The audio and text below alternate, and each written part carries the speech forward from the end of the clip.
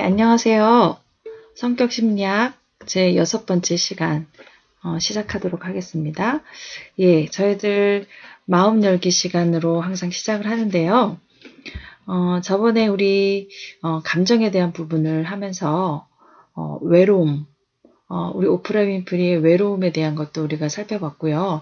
여러분의 핵심 감정을 보니까 여러분 중에서도 외로움이신 분들 되게 많이 있으시고 저 또한 저의 핵심 감정 또한 외로움이에요. 예, 그래서 뭐 불안이 있으신 분도 있으시고 여러 감정을 갖고 있으신 분들이 많이 있으신데 외로움이라는 감정을 예를 들어서 좀 부정적인 감정이라고 느낄 때 우리는 그것을 이렇게 버리려고 하거나 자꾸 없애려고 하거나 하는 그런 경향들을 많이 가지고 있으시잖아요. 그런데 제가 오늘 하고 싶은 얘기는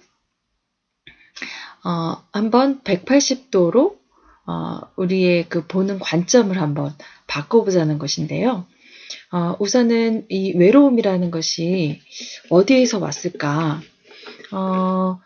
저 같은 경우는 굉장히 식구들도 많고 형제도 많고 하는 그 이남 삼녀 중에서의 막내로 확대가족, 그러니까 대가족 속에서 자랐음에도 불구하고 저의 삶의 환경 속에서 이제 외로움을 많이 느꼈는데요. 이 외로움이라는 것은 나 혼자서 느끼는 것이 아니라 어떻게 보면 관계 속에서 나오는 것이죠. 그래서 이러한 시가 있어요. 사람들이 정말로 두려워하는 것은 홀로 있는 것이 아니라 외톨이로 여겨지는 것이다. 당신은 혼자 있어서 외로운 것이 아니라 혼자 있지 못해서 외로운 것이다. 루소는 사막에서 혼자 살아가는 것이 사람들 틈에서 혼자서 사는 것보다 훨씬 덜 힘들다고 했다.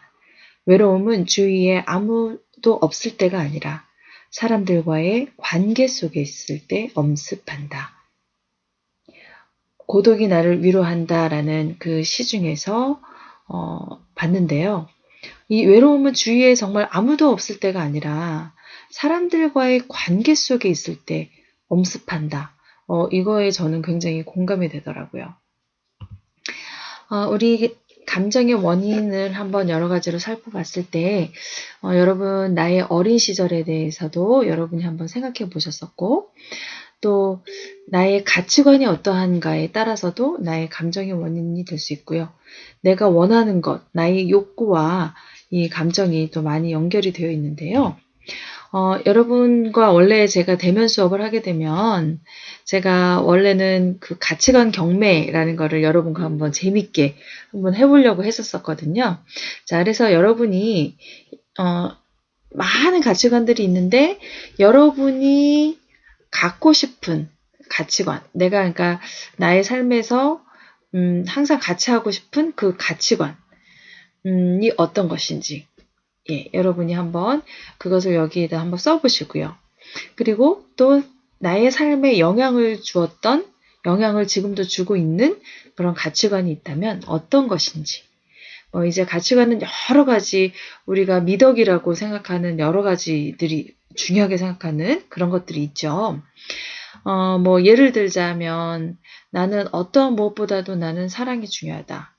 이렇게 생각하시는 분은 이 사랑이라는 것에 대해서 굉장한 가치를 느끼시는 분이시고 그것에 따라서 인생을 또 살아가시는 분이시겠죠.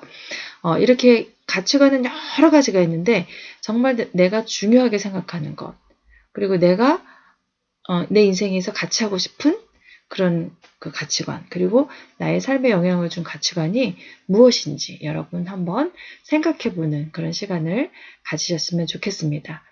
그래서 저에게 답글을 보내주실 때도 한번 나는 중요하게 생각하는 가치관이 무엇입니다 하고 저에게 보내주시면 좋겠습니다. 저랑 한번 신나게 노래를 한번 하고 우리 외로움의 감정 그리고 우리가 부정적이라고 생각하는 그런 감정들 이런 것들을 어떻게 하면 관점을 바꿀 수 있는지 한번 알아보도록 하겠습니다. 여러분 웃어요라는 노래 아시나요? 한번 해보실까요? 세상 사람들은 언제나 삶은 힘들다고 하지만 항상 힘든 것은 아니죠. 가끔 좋은 일도 있잖아요. 외롭다고 생각 말아요. 혼자 살다 혼자 가는 거죠. 다시 돌아올 수 없는 것이 그게 바로 인생이에요. 웃어요. 웃어봐요. 모든 일 잊고서 웃어요. 웃어봐요. 좋은 게 좋은 거죠. 웃어요. 웃어봐요. 그게 바로 인생이에요. 같이 해볼까요? 웃어요. 웃어봐요. 모든 일 잊고서 웃어요. 웃어봐요. 좋은 게 좋은 거죠. 웃어요. 웃어봐요. 그게 바로 인생이에요.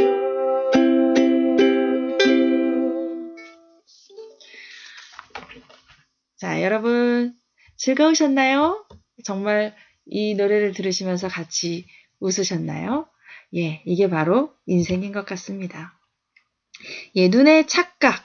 여러분이 한번 보이시는 대로 한번 얘기 한번 해보세요. 자, 여러분은 뭐가 보이시나요?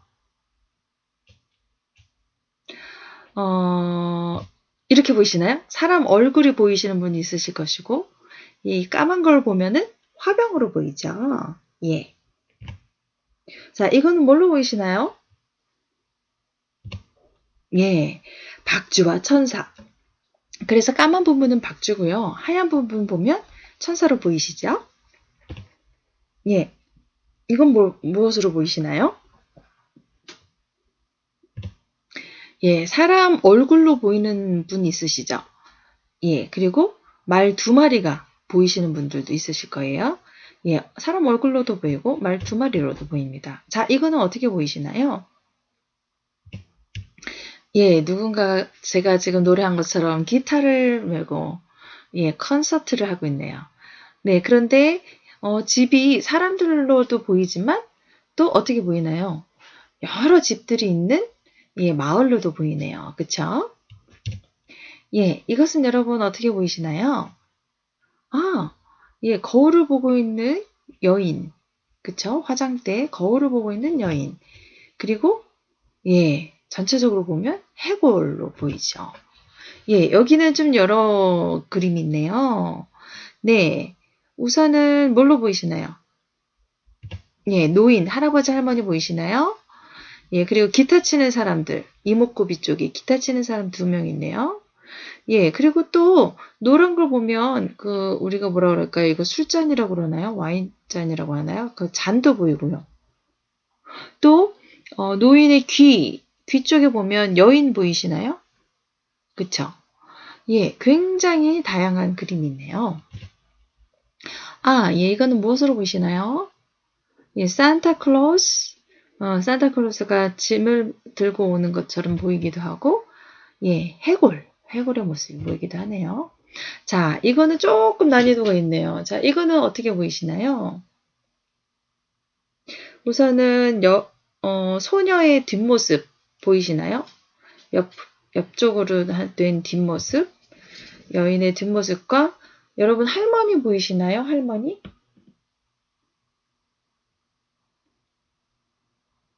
할머니가 안 보이시는 분들도 있으시죠? 요거는 조금 어렵지만요. 예, 할머니의 이제 옆모습도 보입니다. 예, 이건 어떻게 보이시나요? 빵집 여인과 해골 바가지들. 예, 이건 어떻게 보이시나요? 예, 공원에 어떤 소녀가 지나가는 모습도 보이시고, 예, 크게 봤을 때 사람 얼굴 보이시나요? 예, 약간 남자 얼굴이죠. 사람 얼굴. 예, 이것은 무엇을 보이시나요? 예, 고양이와 생쥐. 까만 부분은 고양이, 그리고 그 안에 고양이의 이목구비가 예, 생쥐죠. 자, 이 글씨는 무엇으로 보이시나요? 러브와 헤이트인데요. 자, 까만 글씨는 헤이트, 그 다음에 분홍 글씨는 러브. 보이시죠? 예, 이렇게 여러분 보는 관점에 따라 달라진다는 것이에요. 그래서 여러분의 관점을 바꾸면 행복해집니다. 그래서 여러분이 가지고 있는 부정적인 자화상이라든지 여러분의 부정적인 감정 그리고 나의 약점과 단점 이런 것들에 대한 관점을 바꾸면요. 실제적으로 내 약점이나 단점이 강점이 될 수도 있고 장점이 될 수도 있어요. 그리고 나의 부정적인 감정과 오히려 뒹굴면, 그러니까 외로움의 감정과 뒹굴면, 예, 그것이 오히려 그걸 통해서 많은 것을 배우게 되는, 예, 그러한 긍정적인 감정이 될 수 있고요. 또 내가 가지고 있었던 자화상이 부정적이었다면, 예, 이것을 관점을 바꾸게 되면, 또 예수님을 만나게 되면 우리가 또 바뀌어지고 행복해진다는 것이죠. 그래서 자화상에 대한 부분은 우리가 또 다음 시간에 한번 또 다뤄주도록 하겠습니다. 자, 그러면은 한번 관점을 바꿔보면 외로움이 어떻게 변할까요? 자, 외로움. 아까 외로움이라는 시를 봤는데요. 자, 외로움이라는 그런 부정적인 감정을 여러분이 관점을 바꾸면요. 자, 이렇게 바뀔 수가 있어요. 당당한 고독자. 고독은 에스프레소와 같다. 그 쓰리쓴 달콤함처럼 홀로 있는 시간에만 느낄 수 있는 최상의 향기다. 우리는 의미 없는 방황을 멈추고 에스프레소를 즐기듯 고독 속으로 침잠하는 기술을 익혀야 한다. 고독을 삶의 한 가지 기술로 재발견해야 한다. 고독의 맨 얼굴을 들여다보고 슬픔에 잠기는 외톨이에서 당당한 고독자로 거듭나야 한다. 자, 크게 심호흡을 하자. 그리고 고독이라는 이 깊고 매력적인 도전에 응하러 가자. 네, 고독이 나를 위로한다 중에서 네, 예, 외로움이 바뀌면 이렇게 당당한 고독자로 바뀔 수 있다는 것이에요. 그래서 여러분의 그런 감정들, 내가 생각하기에 부정적이라고 생각하는 그런 감정들이 나를 지배하고 있다면 오히려 그 속에서 외로움이 당당한 고독자로 바뀌듯이 여러분의 부정적인 감정이 여러분의 삶에서 많은 좋은 영향을 주는 그런 감정으로 바뀔 수 있을 것이라고 생각합니다. 예, 오늘 마음 열기는 여기까지 하고요. 우리 이제 수업으로 들어가도록 하겠습니다. 예, 우리 이번 장의 학습 목표는 성격과 개인차가 발생하게 된 진화적 배경을 이해한다. 유전이 성격 형성에 미치는 영향을 설명할 수 있다. 집단주의와 개인주의 문화가 성격에 미치는 영향을 이해한다. 남자와 여자의 성격 차이가 생겨나게 된 원인을 설명할 수 있다. 한국 문화의 특성과 한국인의 성격 특성을 제시할 수 있다. 예, 이러한 목표를 가지고 한번 공부를 해보도록 하겠습니다. 진화 심리학과 성격. 여러분 진화에 대해서 우리가 진화하면은 우리가 과학 시간에 배웠던 그런 것들을 떠올리실 건데요. 원숭이가 유인원이 우리 인간이 되었다. 예, 저도 사실 이 사실에 대해서는 믿지는 않지만요. 인간의 모든 그런 육체나 마음 이런 것들도 어떻게 보면 모든 것들이 보면 다 진화되어져 온 것은 맞는 것 같아요. 우리 인간의 성격은 어떻게 형성되는 것인가? 이것에 대해서 우리가 계속적으로 생각해 보고 있는데요. 성격은 선천적으로 타고나는 것인가? 아니면 후천적으로 형성되는 것인가? 그리고 신생아는 정말 어떻게 보면 백지 상태로 태어나는가? 아니면 특수한 기질과 성향을 가지고 태어나는가? 또 인간은 어떤 공통적인 심성을 지니고 있고 성격의 개인 차이는 어떻게 나타나는 것인가? 남자와 여자는 어떤 성격적인 차이가 있나? 그렇게 차이가 생기는 원인은 무엇일까? 이런 물음에 답하기 위해서는 인간의 진화 과정과 유전 그리고 문화가 성격 형성에 미치는 영향을 우리가 좀 살펴볼 수 있어야 된다는 것이죠. 우리 인간은 진화의 산물이라고 얘기를 하고 있죠. 그런데 인간의 육체뿐만이 아니라 인간의 마음도 진화의 산물이고 인간의 본성도 진화 과정의 자연 선택에 의한 것이다. 이게 바로 이제 최근에 주목받고 있는 진화 심리학인데요. 진화 심리학은 인간의 행동 성향을 진화론적인 그런 관점에서 이해하고 설명하는 심리학의 새로운 분야라고 할 수 있습니다. 이 진화 심리학의 관점에 따르면 인간의 보편적인 심성뿐 아니라 남녀의 심리적인 차이 그리고 개인적인 성격 차이는 진화 과정과 유전에 의해서 생겨난 것이라고 볼 수 있는 거죠. 진화 심리학은 인간의 심성을 인류의 조상들이 적응 과정에서 반복적으로 직면했던 문제들을 해결하기 위해서 진화해온 심리적 적응의 산물이라고 보고 있는 것이죠. 그래서 진화 심리학의 목표는 인간이 진화해온 심리적 적응의 기제를 밝히는 것인데 이러한 적응의 기제가 바로 인간의 심리적인 본성이고 성격이다 이렇게 얘기하는 것이죠. 진화 심리학은 인간의 마음에 대해서 어떻게 라는 물음보다 왜 라는 물음에 초점을 맞추고 있어요.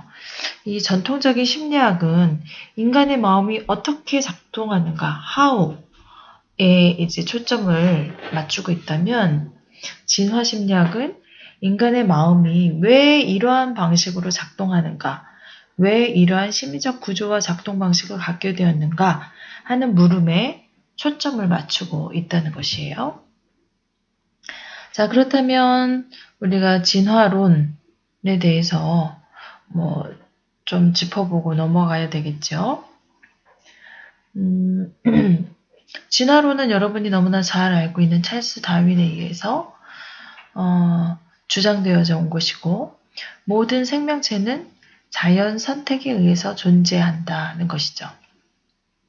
자, 진화 심리학은 이러한 진화의 관점에서 인간의 심리적 구조와 기능을 설명하는 것이에요.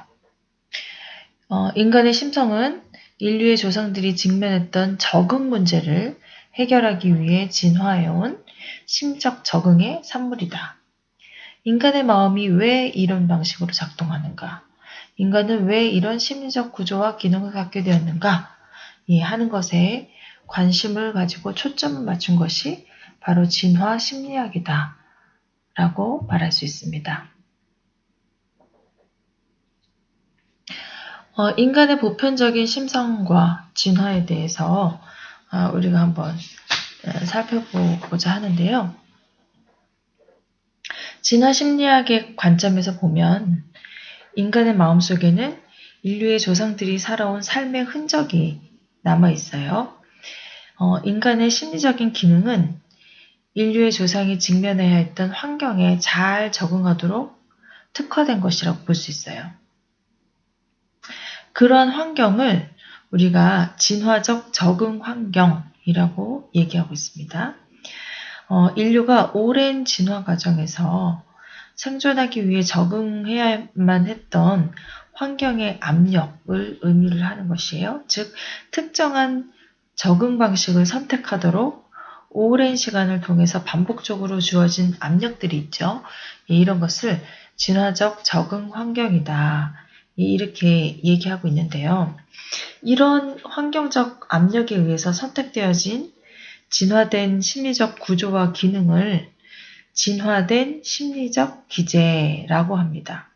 인간의 심리적 기제를 이해하기 위해서는 인류의 조상들이 진화 과정에서 적응해야만 했던 환경의 특성을 이해하는 것이 필수적인데요. 그러한 진화의 결과로 인간에게 전달된 것이 이 세 가지 유형의 산물이 있다는 것이에요. 첫 번째로는 적응 기제. 그래서 환경의 압력에 적응하기 위해서 선택된 유전적인 특징을 말하고요. 둘째는 적응적 부산물로서 적응에 도움이 되지는 않지만 적응 기제와 함께 복제되어 전달되는 특징을 뜻합니다. 마지막으로 셋째는 노이즈로서 우연한 돌연변이나 우발적인 힘에 의해서 생겨난 특성을 말하며 개인 차이를 만들어내는 한 요인이다. 이렇게 얘기할 수 있습니다.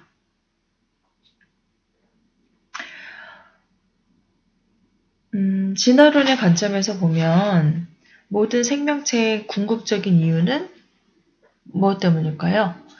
생존과 번식, 즉 살아남아서 자신의 유전자를 널리 퍼뜨리는 그런 일이라고 볼 수 있어요.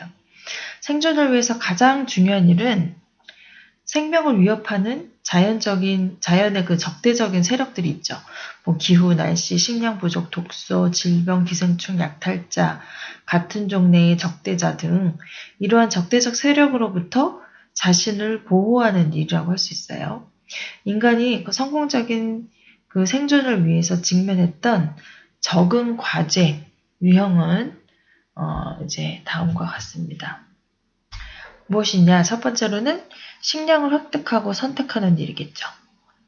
그리고 두 번째로는 생존에 유리한 주거지를 찾는 것이죠. 그리고 세 번째로는 포식자나 환경적인 위험 요인과 투쟁하는 것이라고 할 수 있습니다. 현재 인간이 지니고 있는 음식이나 주거 환경에 대한 선호가 있고 혐오하는 것들이 있는데 이런 모든 것들이 바로 진화의 산물이라는 것이에요. 이 불안과 공포는 불쾌한 감정이기 때문에 이러한 상태로부터 벗어나기 위해서 다양한 행동을 유발한다는 것이에요. 그래서 불안과 공포에 대응하는 주요한 방법으로는 첫 번째로는 그 약탈자로부터 자신을 숨기는 데 도움을 주는 얼어붙기가 있고요. 약탈자로부터 도망치기가 있고요. 약탈자를 무력화하기 위해서 공격적으로 방어하는 것이 있고요.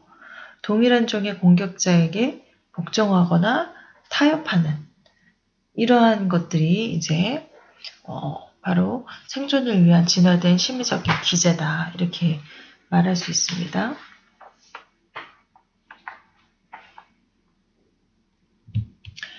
번식을 위한 진화적인 적응 환경은 어떤 것들이 있을까요? 생존의 문제보다도 어떻게 보면 더 치열한 경쟁을 벌여야 했던 적응 문제가 어떻게 보면 번식이라고 할 수 있어요. 환경의 그 위험 요인이나 약탈자에 대응했던 그런 자연 선택과는 달리 성적인 선택은 같은 종의 구성원들 사이에서 벌어지는 경쟁에서 승리해야 하는 것이에요.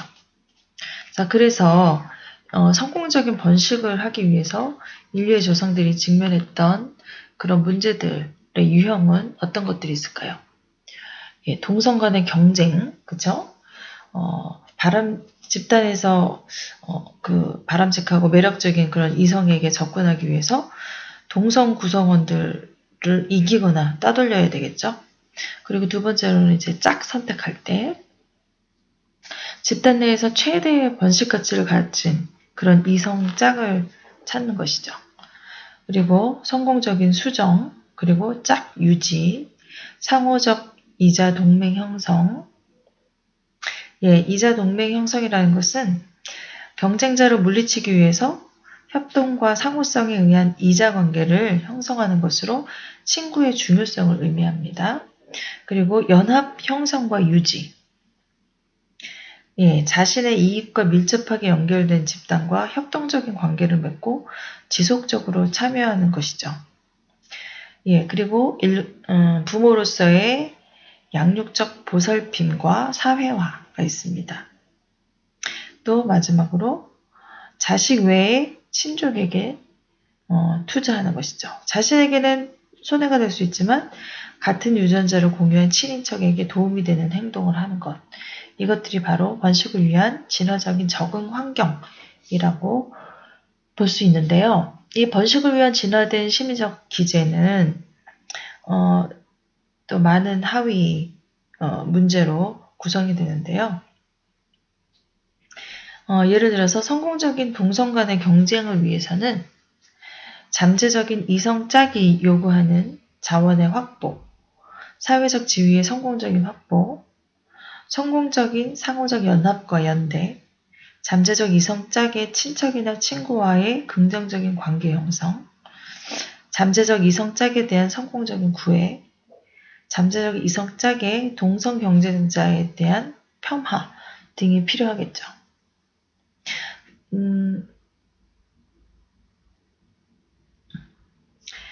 인간은 집단 내에서 공식적이든 비공식적이든 지위의 그 위계 구조를 가지고 있어요. 위계 경쟁과 관련된 다양한 문제에 대처하기 위한 복잡한 심리들을 발달시켰는데, 예를 들어서 지위를 추구하는 동기를 갖게 하고 높은 위계에 있는 타인에 대한 시기심의 정서를 발달시켰고, 타인의 생존 궤도를 모델링하거나 거짓말로 그를 끌어내리는 것 같은 교묘한 전략을 구사하기 위한 인지적인 그런 능력들을 발달시켰다고 볼 수 있어요. 이처럼 인간이 진화 과정에서 유전자를 보존하고 후속 세대에 전달하기 위해서 생존 경쟁과 성적 경쟁을 해야만 했던 진화적 적응 환경을 이해하는 것은 인간의 보편적인 심리적 기제를 이해하는 그런 기반이 될 수 있다고 볼 수 있어요. 그렇지만 인간은 생존과 번식이라는 보편적인 적응 과제를 지니고 있을 뿐만 아니라 생존과 번식 방식에 있어서 남녀의 성차와 매우 다양한 개인 차이를 나타낸다고 볼 수 있습니다. 탐구 문제를 한번 볼까요? 여러분도 굉장히 많은 생각들을 하셨을 것 같은데요. 남자와 여자는 정말 어떤 심리적인 차이가 있을까요? 정말 심리적 차이가 많이 있잖아요. 남자와 여자의 다름으로 인해서 그 차이로 인해서 많은 갈등을 하고 있고요. 그러면 남자와 여자는 일을 하거나 인간관계를 맺는 방식에 있어서 어떤 차이를 나타낼까요? 그러한 남녀 차이는 어떻게 생겨난 것일까요? 유전에 의해서 선천적으로 타고나는 것인가? 아니면 문화와 성장 경험에 의해서 후천적으로 만들어지는 것인가? 진화 심리학의 관점에서 보면 남자와 여자의 성격 차이가 어떤 과정을 통해서 생겨난 것인가? 여러분도 한번 이거에 대해서 한번 생각을 해보시고, 특히 남녀의 차이, 남자와 여자는 일을 하거나 인간관계 맺는 그런 방식에서 차이는 어떤지 한번 여러분이 생각해 보시고 토론해 보시면 좋을 것 같습니다.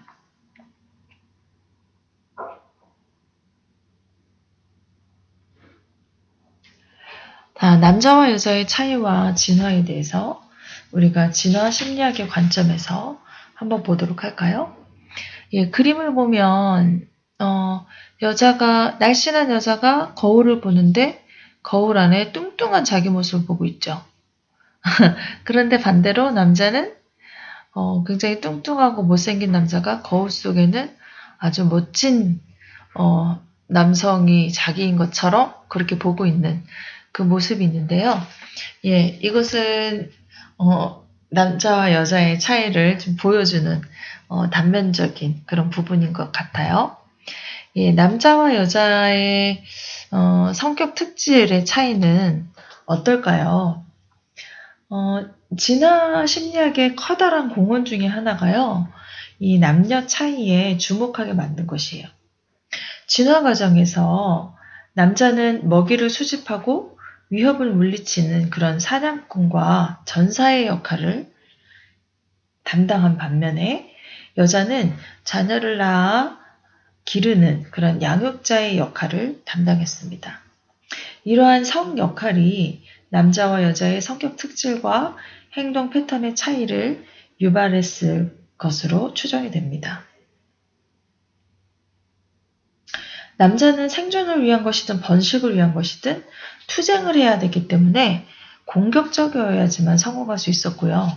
반면에 여자는 싸움에서 이기는 짝을 선택하고 그 짝의 부양과 보호를 받으면서 자식을 낳아 기르면 되기 때문에 수동적이고 온순해야 번식에 성공할 수 있었어요. 공격성은 남녀 차이가 일관성 있게 나타나는 심리적 특성 중에 하나인데 전반적으로 남자는 여자에 비해서 더욱 공격적입니다. 남자는 좀 직접적이고 물리적인 방식으로 공격성을 표출하는 반면에 여자는 간접적이고 사회적인 방식으로 공격성을 나타내고 있죠. 여자는 대안적 공격을 선호하는 것이에요. 서로 치고받고 놀려대며 소란스러운 남자아이들과 달리 여자아이들은 상대방과 직접 맞서지 않고 그의 자존감이나 사회적 위치를 겨냥한다는 것이죠. 이러한 소리 없는 공격의 대부분은 친밀한 관계망 내에서 따돌림의 형태로 일어난다는 것이에요. 친구들과 온갖 비밀을 교환하는 여자아이들에게 있어서 관계적인 공격은 상대방에게 더 치명적인 상처를 입힐 수가 있다는 것이에요. 자, 그러면 남자와 여자의 정서적인 반응은 어떻게 차이가 날까요?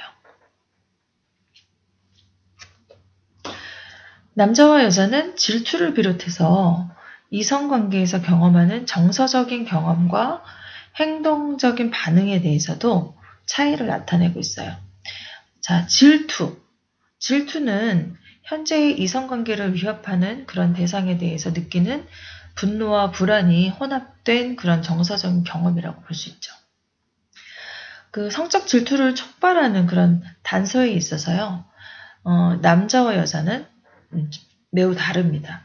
남자의 관점에서 배우자의 성적 분류는 자녀가 자신의 그 유전자를 지니고 있는지를 불확실하게 만들기 때문에 강렬한 성적인 그런 질투를 유발해요. 그런 반면에 여자에게서 배우자의 성적 분류는 자녀가 친자가 아니라는 커다란 재앙을 초래하지 않는다는 것이에요. 즉 무슨 말이냐면 남편이 외도를 해도 자신이 낳은 자녀는 항상 확실하게 자신의 자녀이기 때문이에요. 그러나 배우자가 다른 여자에게 애정을 보이면 그것은 남편이 자신과 자녀에게 투자하는 시간, 에너지, 자원, 보호, 헌신이 줄어든다는 것을 의미하게 되죠.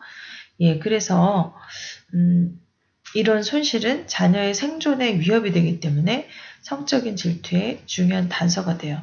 자, 요컨대 남자는 배우자의 성적 불륜에 대해서 강한 질투와 분노를 느끼는 반면에 여자는 배우자가 다른 여자에게 나타내는 정서적인 애정에 대해서 강렬한 질투를 느낀다는 것이에요. 네, 어떤 것인지 이해가 되시죠? 네. 공격성과 분노의 표현에 대해서도 남녀가 되게 달라요. 남자의 공격성은 흔히 성적인 질투와 소유욕에 관련이 되어 있어요. 특히 남자는 자녀가 자신의 친자라는 것에 대한 불확실성을 느낄 때 강한 질투심을 느끼고 공격성을 나타내는데 이러한 남자의 공격성은 흔히 폭력 또는 강간의 형태로 나타나는 경향이 있어요. 그래서 사랑의 경쟁자를 살인하는 경우 주로 남자들이 많죠. 예. 그런데 남자가 여자보다 동성의 경쟁자를 훨씬 더 많이 살해하는 그런 이제 경향이 있다고 볼 수 있습니다.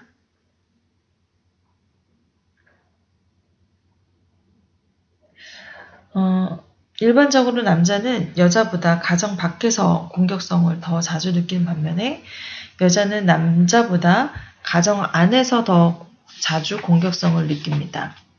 남자는 여자보다 신체적, 성적 공격을 더 자주 나타내는 반면에 여자는 남자보다 관계적 공격성을 더 자주 나타낸다고 볼 수 있습니다. 예, 그러면은 이러한 성격의 개인 차이에 대한 이제 우리 진화 심리학의 관점을 한번 볼 건데요. 개인 차이는 진화 그 과정에서 어떻게 생겨난 것일까요? 특히 성격이 사람마다 다른 것은 어떤 진화적인 요인에 의한 것일까요? 개인 차이의 기원에 대한 진화 심리학의 설명은 크게 세 가지 방식으로 이루어지고 있는데요. 첫 번째로는 개인 차이는 개체마다 각기 다른 적응 환경에 대처하기 위한 적응 방향의 차이로서 필연적으로 발생한 것이라는 것이에요. 두 번째, 개인 차이는 적응 방향이 진화하는 과정에서 그러한 적응 기제에 연결된 우연한 부산물로서 생겨난 것이다 라는 것이고요. 세 번째로는 개인 차이는 돌연변이와 같은 우연적인 요소에 의해서 생겨난 노이즈에 의한 것으로 자연 선택에 의해서 도태되지 않은 채로 남아있는 것이라고 이제 할 수 있어요. 예, 성격의 개인 차이는 환경에 대한 적응 전략의 차이로서 사회적 적응에 매우 중요한 그런 역할을 한다고 볼 수 있습니다. 예, 그러면 유전과 성격에 대해서 우리가 한번 볼까요? 진화는 유전을 통해서 이루어진다고 볼 수 있습니다. 유전의 메커니즘은 유전자 DNA의 그 이중 나선 구조, 여러분 이거 많이 보셨죠? 예, 이중 나선 구조로 이제 되어 있는데 DNA의 복제 과정과 그 속에서 나타나는 이제 돌연 변이가 있죠. 예, 이 DNA의 이중 나선 구조는 유전 정보를 담고 있고요. 이 DNA를 통해서 부모로부터 자녀에게 유전 정보가 전달되는 그 비밀은 복제에 있다는 것이에요. 자, 이중 나선 구조가 두 가닥으로 갈라지면서 각 가닥은 다른 가닥을 복제해내서 원래의 이중 나선 구조를 다시 만들어낸다는 것이에요. 세포 분열 때마다 이런 방식으로 약 35개의 염기쌍이 복제가 되는 것이에요. 이러한 복제 과정에서 한두 개의 염기가 탈락하거나 염기 배열의 순서가 뒤바뀌는 것을 우리가 돌연변이라고 얘기하고 있어요.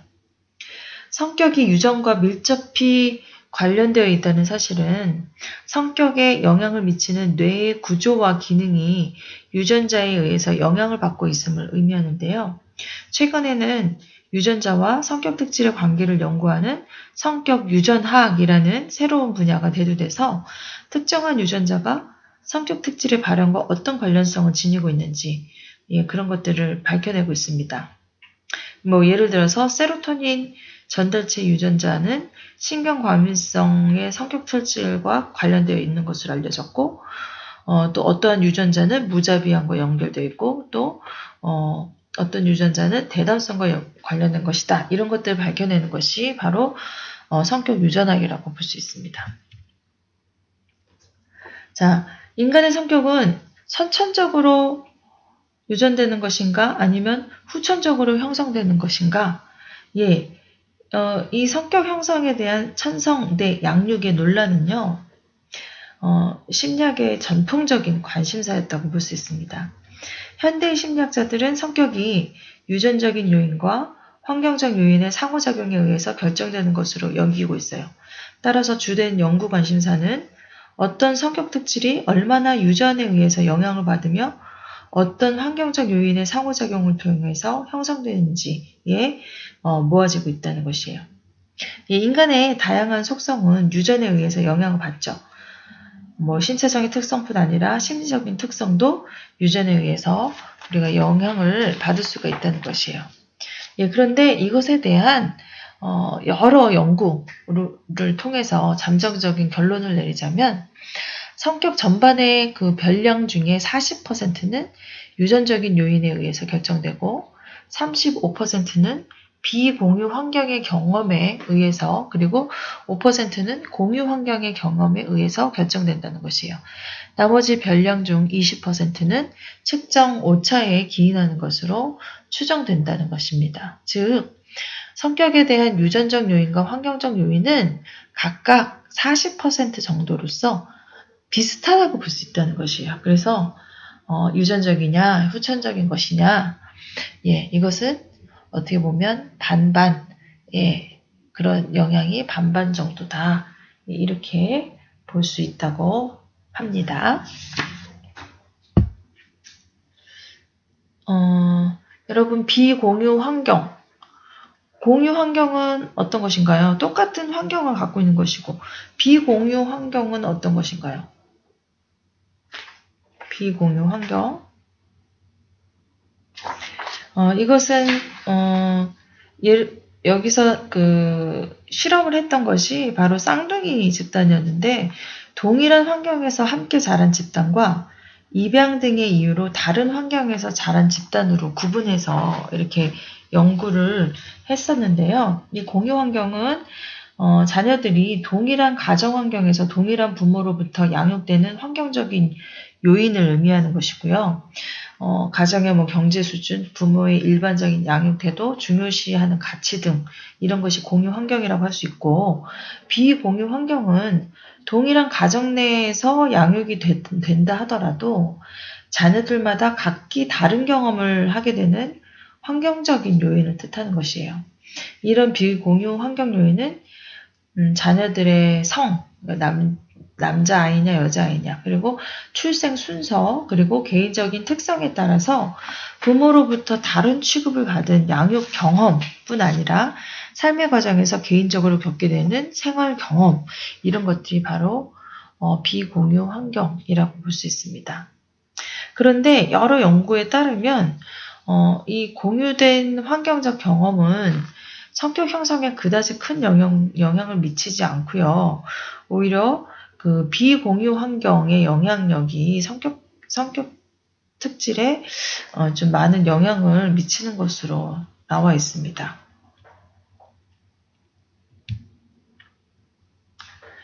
예, 여기 여러 가지 쌍둥이 연구, 입양 연구가 나왔네요.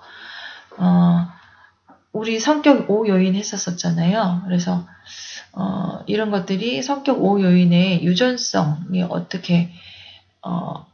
유전성에 어떤 영향을 주느냐. 그래서 그렇게 봤을 때 성격 형성의 유전적 영향은 중요하긴 하지만 성격 특성에 따라서 그 영향이 이제 다르다고 볼 수 있겠고요.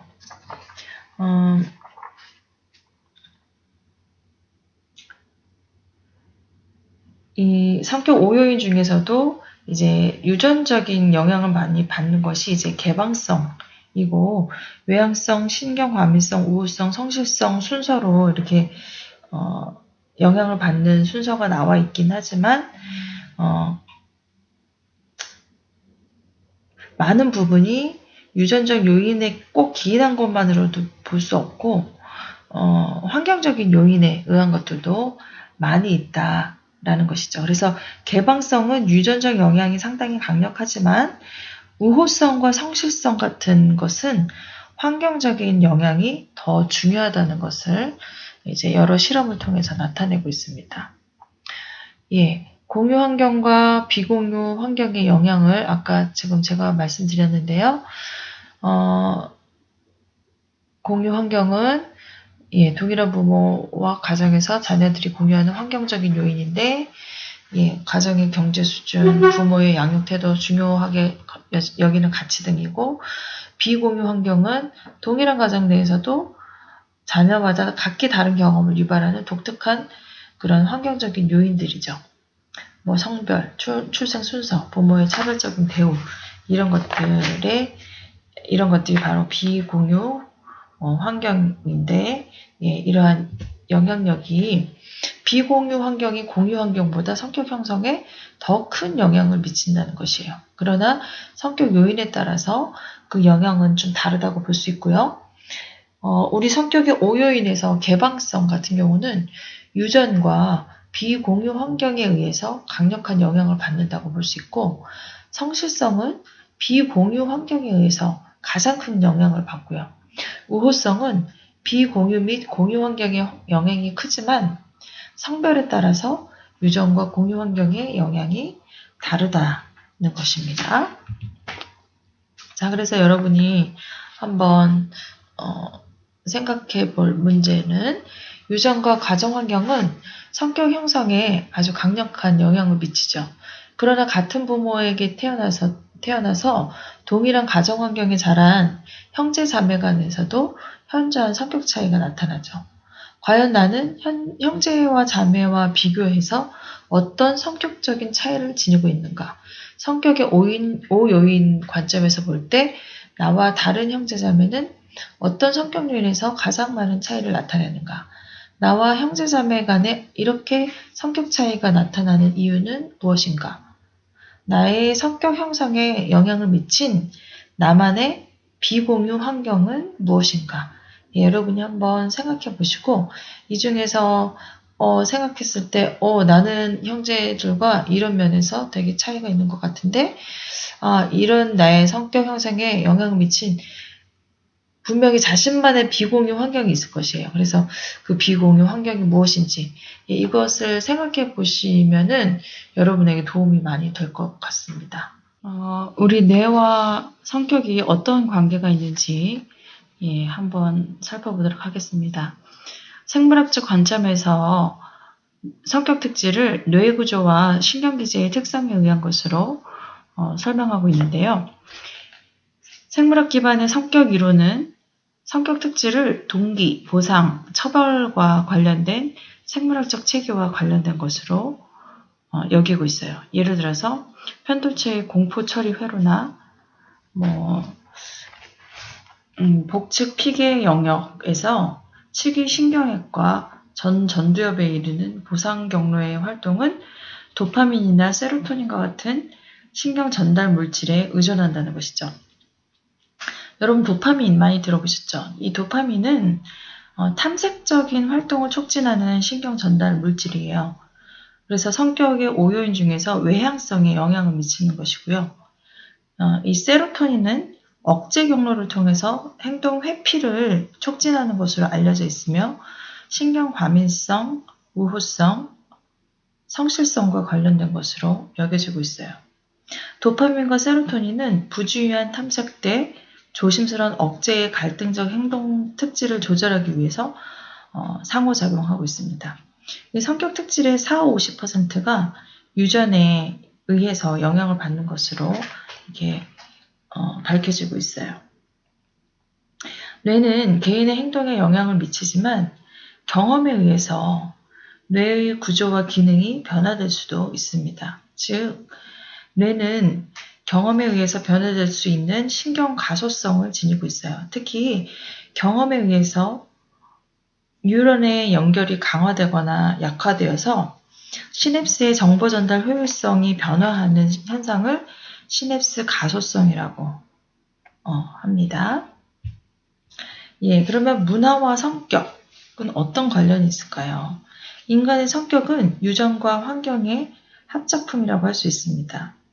문화는 인간을 만물의 영장으로 만드는 중요한 그런 환경적인 요인이라고 할 수 있어요. 문화는 인류의 역사를 통해서 조상들이 축적한 그런 삶의 유산으로 언어, 지식, 관습, 사회제도, 도덕, 종교 이런 것들을 포함하고 있습니다. 인간의 마음, 인간의 심성이 유전이 인간의 심성의 하드웨어를 결정한다면 소프트웨어는 어떻게 보면 문화에 의해서 채워진다 이렇게 볼 수 있다는 것이죠.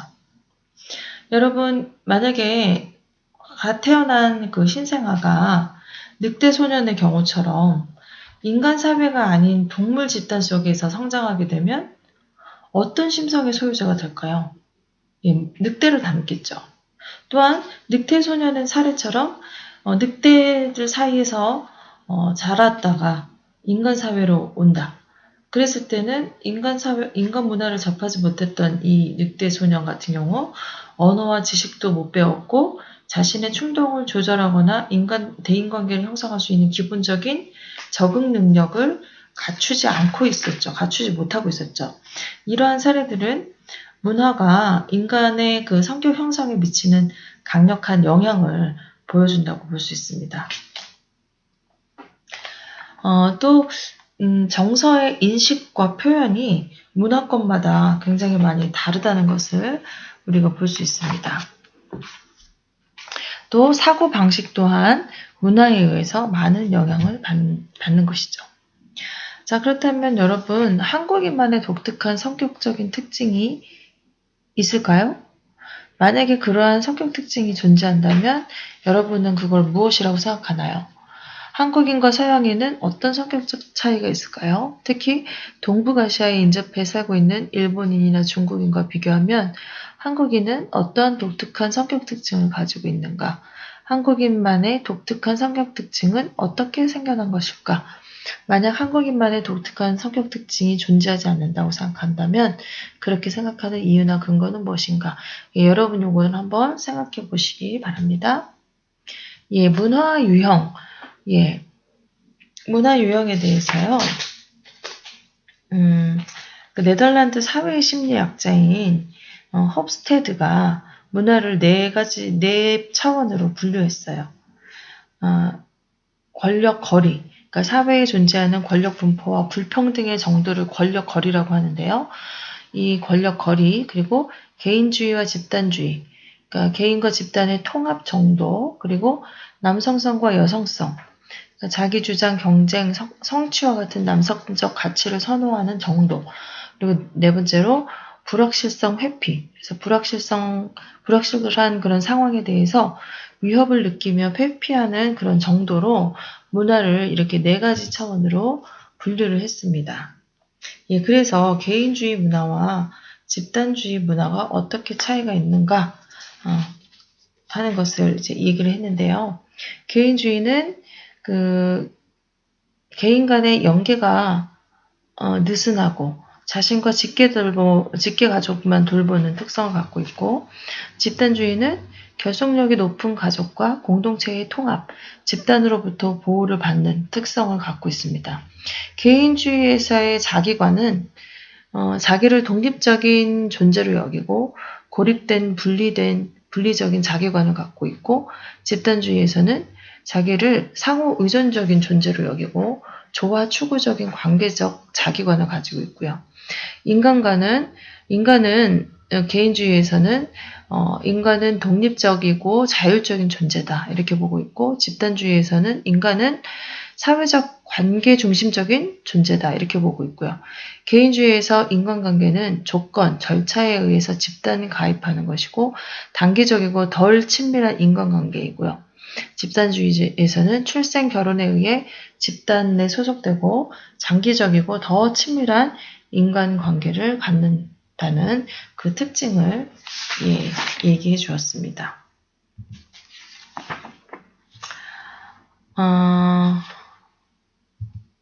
하나만 더 조금 더 얘기를 해보자면,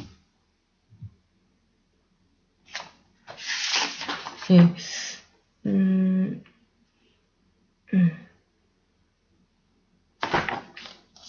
정서 표현과 자기 개념에 대해서 많은 문화 차이는 여러분이 책을 좀 참조해 주시면 좋을 것 같아요. 162페이지부터 164페이지에 보면 이제 자기 개념, 그러니까 인지에 대한 부분이나 정서에 대한 부분이 좀 각 문화마다 차이가 있는 것을 우리가 볼 수 있습니다. 예, 문화와 남녀의 성격 차이를 한번 우리가 살펴볼게요. 화성에서 온 남자, 금성에서 온 여자, 이 책이 있죠. 여러분도 혹시 한번 보셨을 분도 있었을 텐데요. 보신 분들도. 이 남녀의 성격 차이는 유전에 의한 것일까요? 문화에 의한 것일까요? 문화에 따른 그런 성 역할의 차이가 있는데, 이 성 역할의 그 고정관념이, 우리 인간 그 사회에서는 또 문화마다 이런 것들이 좀 많이 다르죠. 예, 성격 특질의 남녀 차이는 성 역할 고정관념과 일치하는 그런 방향으로 나타났다고 볼 수 있습니다. 이 남녀의 이제 성격 차이에서 좀 심리적인 차이를 보면, 남자와 여자는 출생 직후부터 성격의 차이가 나타난다고 볼 수 있어요. 이 신생아의 경우에는 남아는 여아보다 깨어있는 시간도 길고 신체 운동량도 많고 더 많이 보채고 활동 수준이 높고 여아는 남아보다 더 조용하고 다른 사람과 눈맞춤을 많이 하고 전반적으로 여아는 언어 능력이 남아보다 빨리 발달하고 또 놀이에서도 남아는 로봇, 총, 칼, 자동차 이런 장난감을 좋아하면서 운동량이 많고 대근육을 사용하는 그런 활동적이고 공격적인 놀이를 선호하는 반면에 여아는 인형놀이, 옷 입히기, 소꿉놀이 이런 보살핌과 관련된 정적인 그런 활동을 좋아하는 것을 우리가 볼 수 있습니다. 정서적인 교감 능력에서도 남자와 여자는 다른데 여아는 남아에 비해서 타인의 감정에 대한 공감 반응이 더 많고 정서적인 표현 역시 더 깊고 그렇게 다양하게 나타나는 것을 우리가 볼 수 있습니다.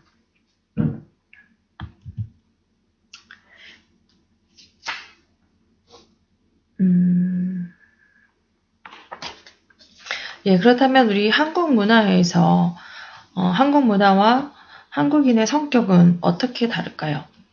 아까 그 네덜란드의 심리학자 홉스테드의 4가지 기준이 있었어요. 우리 한국 문화의 특징에 대해서. 그래서 우리 한국 문화는 우리 좀 빨리빨리 뭐 이런 것들이 되게 많잖아요.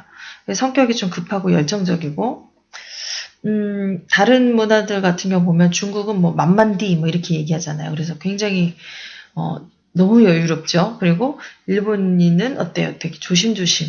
이렇게 대변하는 것처럼 뭔가 다 각기 다른 그런 성격적인 특성을 갖고 있죠. 그런데 우리 한국은 문화적인 특성이 어떻고 또한 성격적인 독특성이 무엇이 있을까? 이거에 대해서 이제 여러 사람들이 한국 문화의 특징을 얘기하고 있는데요. 뭐 가족주의, 감투 지향 의식, 상하 서열 의식, 친소 구분 의식, 공동체 지향 의식 뭐 이런 거를 얘기하는 사람들도 있었고 또 위계 서열적 권위주의, 연고주의, 그리고 인정주의, 의례주의적 도덕성 이런 것들이 유교적 전통에 의해서 나왔다 이렇게 얘기하기도 했고 또 평등주의, 또 낙관주의, 권위주의, 이기적 자조주의, 독단주의, 가족주의, 연고주의, 엘리트주의, 국가중심주의 이런 것들로 얘기를 하기도 했는데요. 한국 사회의 문화적 특성은 우선 첫 번째로는 자기 인식에 있어서는 공적 자기 의식을 갖고 있어요.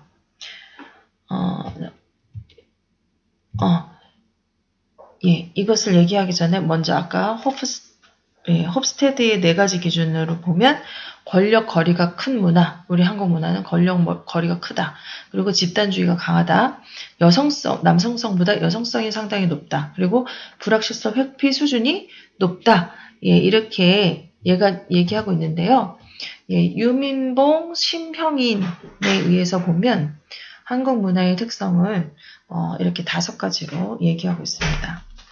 먼저 자기 인식을 하는 것으로 봤을 때는 공적 자기 의식을 갖고 있어요.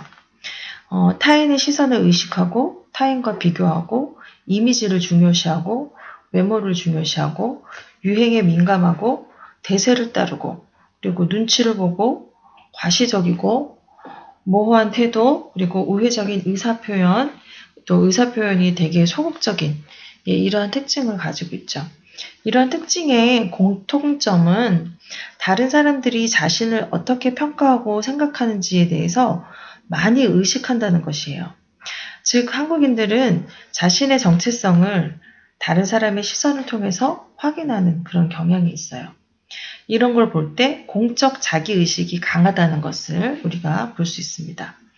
타인의 시선을 많이 의식하고 타인과 비교를 많이 하는 한국인의 공적 자기의식 성향은 나는 누구인가 라는 물음에 대해서 다른 사람들의 평가를 많이 의식하는 것으로 이해할 수 있습니다. 2번째로는 개인 집단의 그런 관계 중에서 집단을 굉장히 중요하게 생각한다는 것을 우리가 볼 수 있어요. 그래서 한국 문화를 묘사하는 또 다른 범주에 속한 단어들을 보면 끼리끼리, 학연, 지연, 중시, 가지는 개편이다, 잘 뭉친다, 가족 중시, 관계 중시, 집단 압력, 모임, 회식, 경조사, 동문회 등등 그런 것들 모임을 중시하고 또 그만큼 또 타 집단에 대해서는 배타적인 이런 것을 볼 수 있는데요. 이런 것들을 보면 한국 사회가 집단을 굉장히 중요시하는 그런 문화를 가지고 있는 것을 볼 수 있어요. 한국인은 학연, 지연, 혈연을 중심으로 한 집단의 유대성이 강한 반면에 그 내 집단에 대한 유대성은 강하지만 외 집단에 대한 배타성은 좀 강한 그런 경향성이 있다고 볼 수 있습니다. 혈연 지연에 의한 1차적 집단 또는 내 집단에 대한 소속감과 충성도가 높지만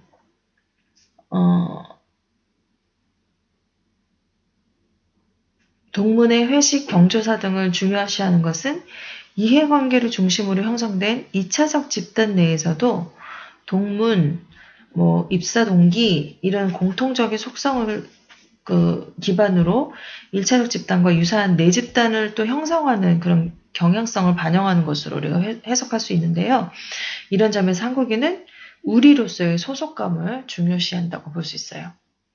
세 번째로는 그 인간관계의 기본 기반을 봤을 때 온정적인 인간관계를 중요시하고 있습니다. 한국 사회의 문화적 특성 중에 세 번째 범주에 속하는 그런 단어들은 정, 친근한, 타인에게 관심을 가지는, 배려, 조화, 협동, 겸손 이런 단어로 나타낼 수 있는데 이런 단어들 묶음에는 정이라는 것이 중심에 자리 잡고 있어요. 주로 대인관계에서 나타나는 그런 특성들이 포함되어 있는데요. 이런 단어들에 반영된 한국 사회의 문화적 특성은 온정적인 인간관계라고 할 수 있고요. 아까 홉스테드가 얘기했던 남성성, 여성성 차원에서 볼 때 이 온정적인 인간관계는 한국 문화에서의 남성성보다는 그 여성성을 많이 반영하는 것으로 볼 수 있습니다.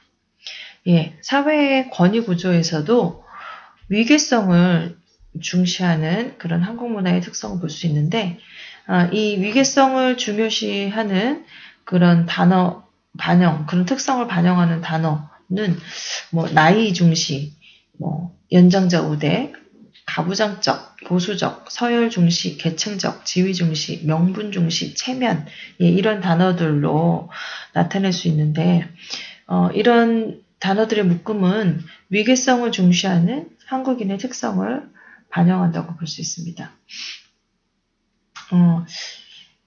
한국인이 나이를 중시하고 연장자를 우대하는 그런 가부장적인 관행을 중시하는 것은 한국의 유교적인 전통과 연관된 것으로 볼 수 있습니다.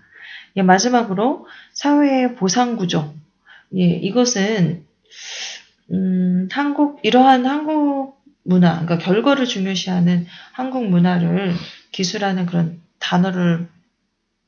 단어의 범주를 얘기하자면 결과지향적이다, 성공지향, 치열한 경쟁적, 계산적, 돈, 물질을 중시하는 것, 바쁜, 여유 없는, 서두르는, 빨리빨리, 대충대충 하는 그런 단어들로 이제 나타낼 수 있는데요.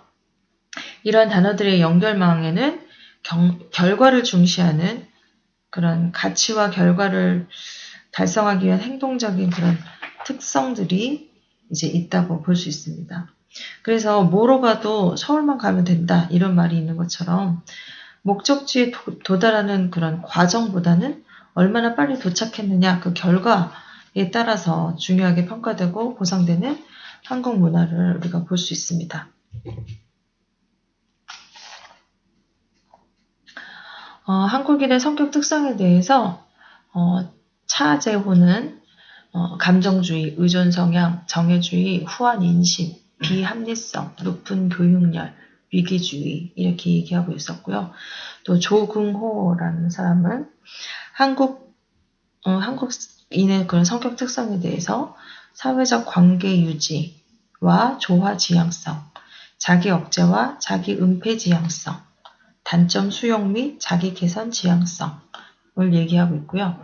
최상진은 정, 한, 우리성, 그 다음에 눈치, 체면, 핑계, 의례성, 의리, 우쭐심리, 부자유친, 그런 부자유친의 성정, 이런 것들을 한국인의 성격 특성으로 얘기하고 있습니다. 예, 이번에 배운 우리 5장을 한번 이제 요약을 해보면, 인간의 육체뿐 아니라 인간의 마음도 진화의 산물이다. 그래서 진화 심리학에 따르면 인간의 심성은 인류의 조상들이 적응 과정에서 반복적으로 직면했던 문제들을 해결하기 위해 진화해온 심리적 적응의 산물이다. 이렇게 볼 수 있고요.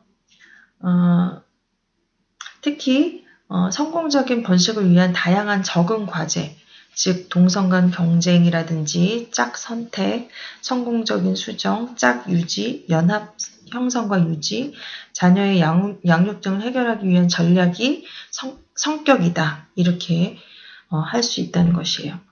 예, 두 번째로는 진화를 통해 형성된 심리적 특성은 유전을 통해서 후손에게 전달이 되었다는 것인데, 인간의 성격이 유전적인 요인에 의해서, 그러니까 선천적으로 형성됐느냐, 아니면 환경적인 요인에 의해서 후천적으로 형성이 되었느냐, 예, 이것은 어느 한쪽이라고 할 수 없고, 둘 다, 예, 한 40% 정도씩의 그런 영향력이 있고, 그리고 이 두 요인의 상호작용에 의해서 결정된다고 이제 볼 수 있는데, 성격 전반의 그 별량 중에서 40%는 유전적 요인이고 35%는 비공유 환경의 경험, 그리고 5%는 공유 환경의 경험, 나머지 별량 20%는 특정 오차에 기인하는 것으로 추정이 됐는데, 그러나 개별적인 성격 특성에 따라서 유전과 환경의 영향은 각각 다르다고 볼 수 있습니다.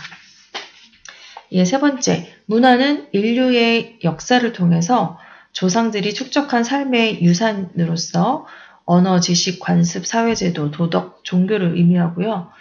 개인의 성격 형성에 강력한 영향을 미친다고 볼 수 있습니다. 정서와 사고방식을 포함한 다양한 심리적 특성이 문화에 의해서 영향을 받는 것으로 보고되고 있습니다. 특히 개인주의와 집단주의 문화는 구성원들의 자기관, 인간관계에 영향을 미치는 것으로 나타났고요. 예, 남녀의 차이.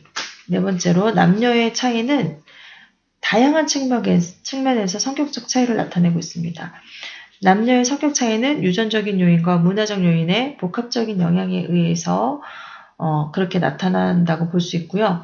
진화 과정에서 남자는 사냥꾼 역할을 담당하고 여자는 양육자의 역할을 담당했기 때문에 이러한 성 역할이 남자와 여자의 심리적 차이를 유발한 것으로 추정된다고 볼 수 있습니다. 남녀의 성격 차이는 문화의 사회화 과정에 의해서 영향을 받는다고 볼 수 있습니다. 예, 마지막으로 한국 사회는 공적 자기의식, 집단 중시, 온정적 인간관계, 위계성 중시, 결과 중시의 특성을 지니는 것으로 보고되고 있습니다. 또한 한국인은 감정주의, 의존 성향, 정해주의, 후한 인심, 비합리성, 높은 교육열, 위계주의의 심리적 특성을 지니고 있는 것으로 주장되고 있습니다. 그러나 현대사회에서는 세계화와 함께 다양한 문화가 함께 활발하게 교류되고 있기 때문에 한국인의 심리적 특징도 변화하고 있는 것으로 여겨지고 있습니다. 예, 이렇게 이번 성격의 결정 요인, 진화, 유전, 그리고 문화에 대한 이번 5장에서의 내용을 이렇게 정리할 수 있고요. 예, 이 5장의 정리 질문에 대해서는 여러분이 한번 다 답을 해보시기 바랍니다. 첫 번째, 진화 심리학에 따르면 인간의 가장 중요한 적응 과제는 무엇이었나? 이러한 적응 과제는 인간의 심리적 본성에 어떤 영향을 미쳤는가? 진화 심리학의 관점에서 보면 성격의 개인 차이는 어떻게 생겨난 것인가? 예, 두 번째, 성격은 선천적으로 타고나는 것인가 아니면 후천적으로 육성되는 것인가? 이 물음에 대한 현대 성격 심리학의 견해는 무엇인가? 유전적 요인은 어떤 성격 특성에 강력한 영향을 미치는가? 성격의 개인 차이를 만들어내는 가장 중요한 환경적 요인은 무엇인가? 예, 이것에 대해서 답해보시고요. 예, 세 번째, 남자와 여자는 어떤 성격적인 차이를 나타내는가? 남녀의 성격 차이가 발생하는 원인을 진화 심리학과 문화 심리학의 관점에서 설명해보라. 그 다음에 홉스테드가 제시한 문화의 네 가지 차원, 뭐뭐였죠? 예, 이런 네 차원에 있어서 한국 문화는 어떤 쪽에 속하는가? 예. 자, 다섯 번째, 집단주의 문화와 개인주의 문화는 어떻게 다른가? 집단주의와 개인주의 문화에서 성장한 사람들은 어떤 심리적인 차이를 나타내는가? 예, 여섯 번째, 한국 문화는 어떤 특성을 지니고 있는가? 한국 문화는 집단주의와 개인주의 중 어떤 문화에 속하는가? 집단주의, 개인주의 관점에서 현재 한국의 청년 세대와 중노년 세대는 어떤 심리적 차이를 나타낸다고 생각하는가? 예, 마지막으로 한국인은 어떤 심리적 특성을 지니는가? 여러 학자들의 주장에서 공통적으로 나타나는 한국인의 성격 특성은 무엇인가?